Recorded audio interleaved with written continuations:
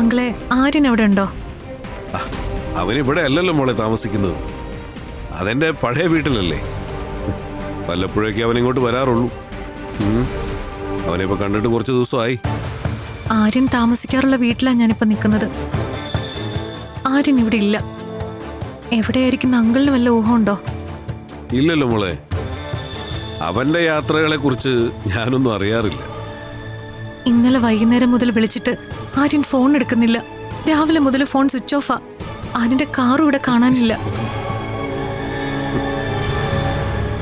മോള് ഈ പറഞ്ഞതൊക്കെ അവന്റെ സ്വഭാവത്തിന്റെ ഭാഗമാണ്. ഞാൻ അവനെ വിളിച്ചാൽ പോലും ഒരിക്കലും ഫോൺ എടുക്കാറില്ല. കൂടുതൽ ശല്യാണെന്ന് തോന്നുമ്പോ ഫോൺ അങ്ങ് ഓഫ് ചെയ്ത് വെക്കും. ഔട്ട് ഓഫ് സ്റ്റേഷൻ പോയാൽ പോലും ഒരക്ഷരം ഒരാളോടും പറയില്ല. അവന് തോന്നുമ്പോ ഡാഡിയെ വിളിക്കും. അവന് തോന്നിയ മാത്രം ഇങ്ങോട്ട് വരും. വർഷങ്ങളായിട്ട് അതാണ് പതിവ്.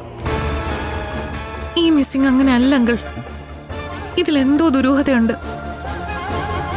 മോൾക്ക് അങ്ങനെ തോന്നാൻ എന്താണ് കാരണം? അതല്ല അങ്കിൾ. മുമ്പ് ആര്യനെ തട്ടിക്കൊണ്ടുപോകാൻ ശ്രമിച്ചവര് വീണ്ടും കിഡ്നാപ്പ് ചെയ്ത് കാണുമെന്ന് എന്റെ പേടി. ഹേയ്, അതിന് തീരെ ചാൻസ് ഇല്ല. ഇനി അത്തരം ഡ്രാമയൊന്നും നടക്കില്ലെന്ന് അവന് നന്നായിട്ട് അറിയാം. എന്താന്ന്? ആ മോളെ, വെറുതെ അവനെ കുറിച്ച് ആലോചിച്ച് സമയം കളയണ്ട.